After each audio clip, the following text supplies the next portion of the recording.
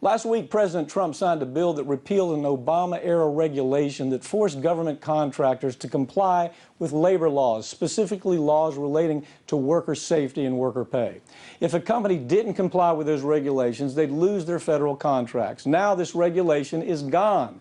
Federal contractors have been given a green light to engage in questionable labor practices, and the door has been opened for contractors to engage in legal forms of wage theft, stealing. The phrase wage theft refers to any action taken by a company that denies a worker the pay that they're entitled to.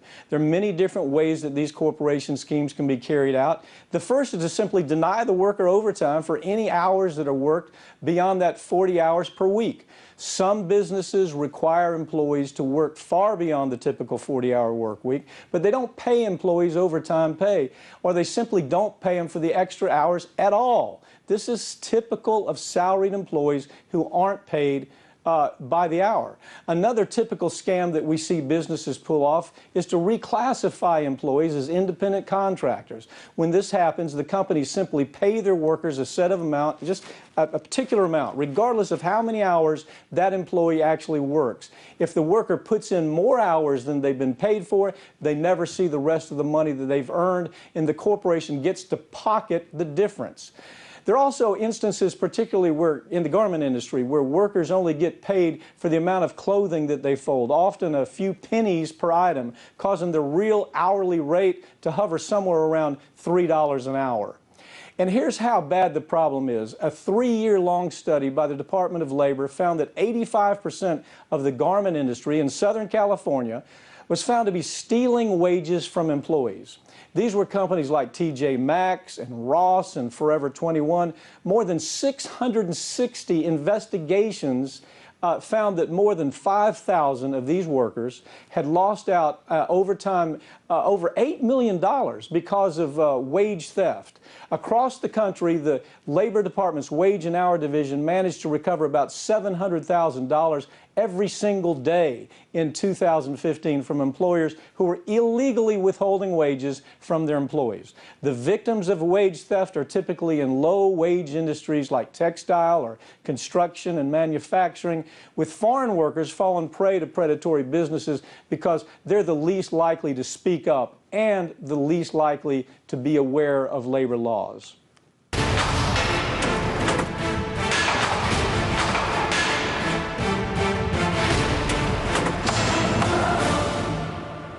Wage theft isn't only limited to low-wage industries or foreign workers, and I'm joined now by attorney Brandon Bogle, who handles wage and hour cases for plaintiffs who've been denied their earned income. Brandon, tell us a little bit about the bill that Donald Trump signed and how this is going to affect wages for federal contract workers.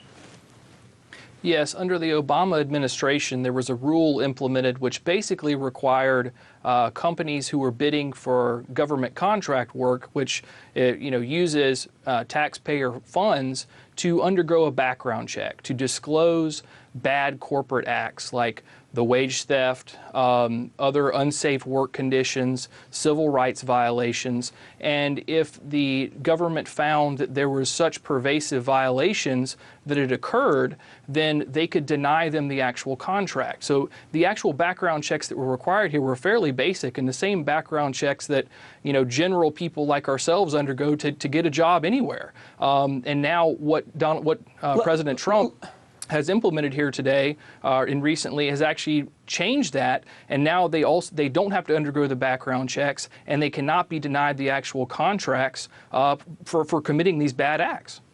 Okay, let's not dress this up. Let's call it what it is.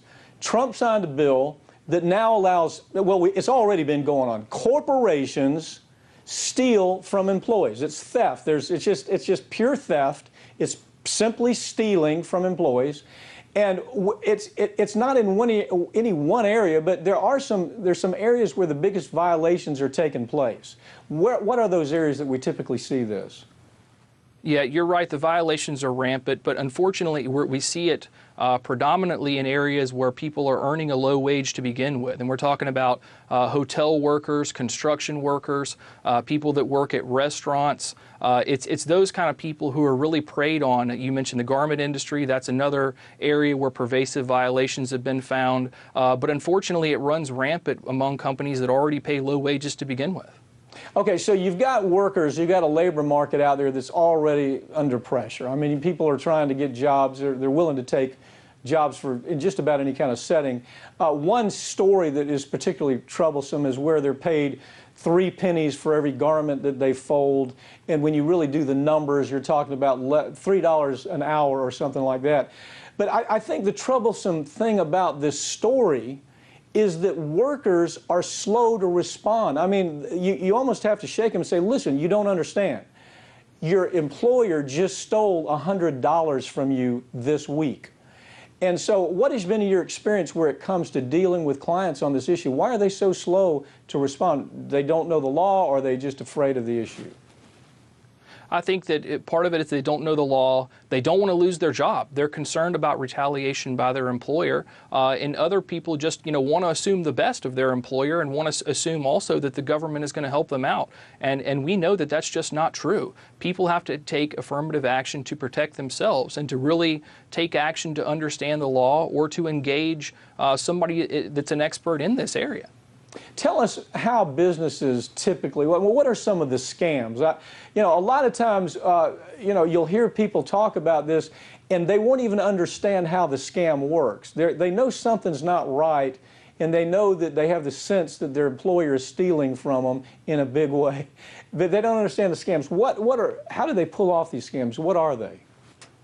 Yeah, we see it in a lot of different areas. What you typically see, though, are requiring employees to work off the clock, whether it be training sessions or time to boot up their computer that they're not paid for, improperly classifying them as independent contractors, which allows them to pay much lower amounts to people, not paying them overtime for work that they've clearly performed, not paying the federal minimum wage or the state minimum wage, which I should note is often higher than the federal minimum wage. What really is terrible is people work the 40 or 50 or 60 hours a week, and what the companies will go back and do, especially if they get into the overtime, they'll just cut those hours off of their check, and the employee doesn't even know those hours have been cut. And so we see it in all those areas, and unfortunately, again, it's a very pervasive practice among companies in this country. Well, we've seen documents actually where you've seen a corporation figuring out what does this mean for the corporation. How much money can a corporation save if they cut $20 here, $50 there, and they've got 1,000 employees, and they do it every week. The numbers are staggering. We're talking about numbers reaching into the hundreds and hundreds of millions of dollars that corporations are able to save simply by doing this. And the awful thing about it is it's such little small tranches. It might be $10 here, $5 there, but you take this over a scale like, say, for example, Walmart or one of the big box stores. When they do that, the numbers are staggering as far as what they steal from the employee and put in their pocket. How widespread is this problem, though? I mean, if you were to characterize it, how widespread is it really?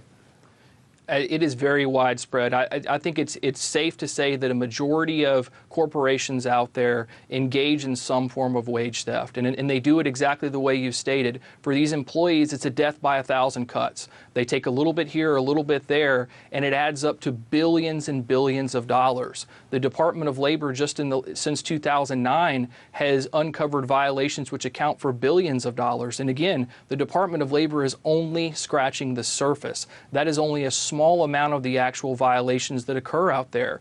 And some of these violations, again, they take a few dollars here, a few dollars there. But when you're dealing with individuals already being paid very low wages and oftentimes making the federal minimum wages, those dollars make a difference between them being above or below the poverty line or having the ability just to feed their children. Okay, this is a very big issue.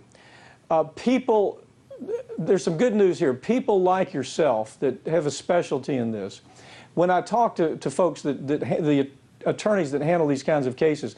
They say they're very winnable. I mean, that they're going to win most of the time when these cases are brought. If somebody will say, okay, I've had enough, and they'll see an attorney about this, most of the time the attorney will win this case. Did I get that right, or is that an overstatement? You're right. Not only because this law is an area that is oftentimes more favorable to the employee, but it's also an area where the violations by the corporations are just so flagrant. When you dig into the documents themselves, the violations are obvious, and they cover most, if not all, the people employed in the company.